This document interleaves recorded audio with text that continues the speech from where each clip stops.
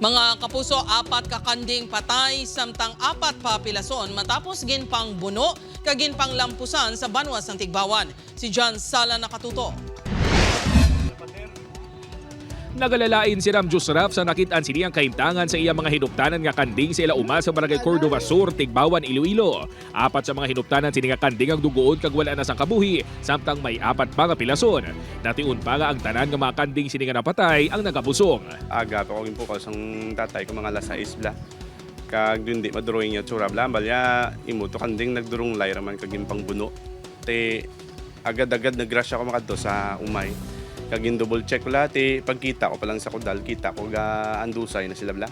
Buno sa liog sa ginapatian ay speak ang pila sa pagkalampos ang matiga nga bagay ang gintunaan sa kamatayon sa mga kanding. Padayon pa ang ginamonitor sa karon sa tag-iyang kondisyon sa mga pilason nga kanding. May mga person of interest naman ang pamilya Grasparil sa posible naghimo sini sa ilang kasapatan. Kaya mon pamilya may kana actually yung pamilya naman may ara na suspect nga either siguro nagsugo sila siguro sa sunoy nga mga gutom man siguro siyempre kita gurutom man talad nga suguon nga mubras ang malain la.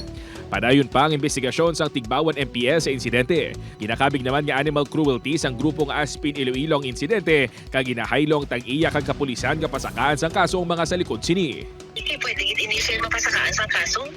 Kaya unacceptable ining ginobra niya. Kumbaga do mahimo niya gani ini sa sapat.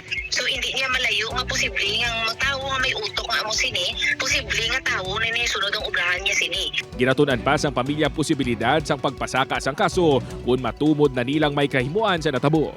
Upod kay si Loren Duque, John Sala. Buana, Western Visayas.